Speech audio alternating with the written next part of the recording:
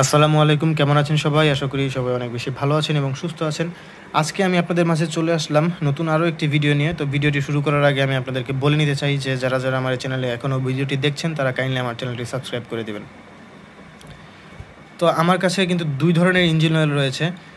একটি হচ্ছে পোড়া ইঞ্জিন অয়েল, যেটাকে সচরাচর পোড়া মোবিল বলেই চিনে, এবং একটি হচ্ছে নতুন ইঞ্জিন অয়েল। সো এটি হচ্ছে নতুন ইঞ্জিন অয়েল এবং এটি যে মোটরসাইকেল থেকে নির্গত বা ব্যবহৃত পুরানো ইঞ্জিন অয়েল। তো কোন ইঞ্জিন অয়েলটা আসলে চেইনে ব্যবহার করা সুইটেবল এবং কোনটির ভালো দিক এবং খারাপ দিক কী কী রয়েছে, আজকে আমি এই ভিডিওটিতে সেটিই উল্লেখ করব। তো ভিডিওটি শুরু করার আগে বলে নিতে চাই যে যারা আছেন তারা কাইন্ডলি এই ভিডিওটিতে লাইক করে একটি সাবস্ক্রাইব করে দিবেন। তো ফার্স্ট অফ অল আমি পোড়া মোবিলটি বা পোড়া ইঞ্জিন অয়েল নিয়ে কথা বলতে চাই। সো এটি হচ্ছে একটি মোটরসাইকেল চলার পর পার্টসের যে ঘর্ষণ হয়, সেই ঘর্ষণ হওয়ার পরে কিন্তু এটি আস্তে আস্তে ভিসকোসিটি হারিয়ে ফেলে। একদম শেষ পর্যায়ে যখন থাকে তখন কিন্তু আমরা এই মোবিলটি কিন্তু ড্রেন দিয়ে থাকি। যখন আমরা এটি ড্রেন দেই, খালি চোখে কিন্তু আপনারা দেখতে পারবো না, কিন্তু এটার ভিতরে কিন্তু সূক্ষ্ম ইঞ্জিনের যে গুঁড়োগুলো রয়েছে সেগুলো কিন্তু থাকে।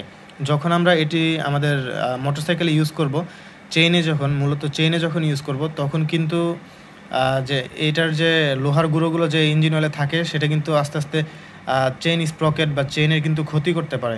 তবে সেটি নেগলিজেবল, খুবই কম পরিমাণে। আপনারা এটি ইউজ করলে যে খুব তাড়াতাড়ি আপনার চেইন নষ্ট হয়ে যাবে এরকম কিছু না। এটি বলতে পারেন যে বাজেট ফ্রেন্ডলি, যাদের আর কি নতুন ইঞ্জিন অয়েল ব্যবহার করতে পারবেন না বা নতুন ইঞ্জিন অয়েল হাতের কাছে নেই চেনে দেওয়ার মতো, সো তারা এই পুরাতন মোবিল ব্যবহার করতে পারেন।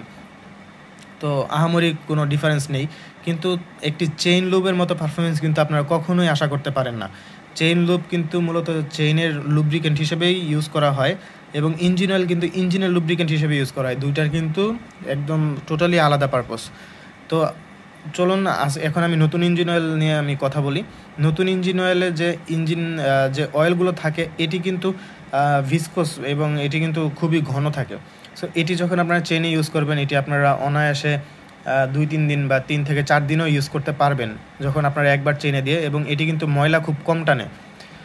একটি চেন লুবের তুলনায় ময়লা বেশি টানে। চেন লুব কিন্তু আপনারা জানেন যে ময়লা খুব কম টানে, কিন্তু ইঞ্জিন অয়েল যখন ইউজ করবেন তখন কিন্তু রাস্তার ধুলোবালিগুলো, এটি একটু আঠালো টাইপের হওয়ার কারণে রাস্তার ধুলোবালিগুলো কিন্তু এটার সাথে লেগে যায়।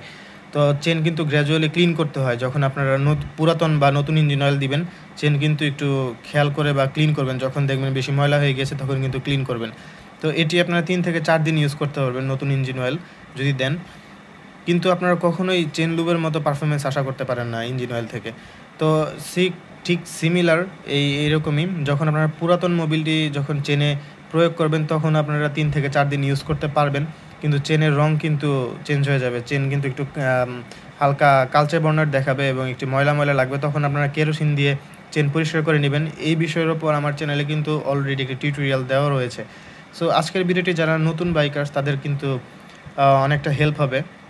ইঞ্জিন অয়েল দিলে চেন লুব্রিকেট হবে, তবে এটির কিছু প্রোস অ্যান্ড কনস রয়েছে। সো সেটিই জানানো ছিল আজকে আমার এই ভিডিওর মূল উদ্দেশ্য।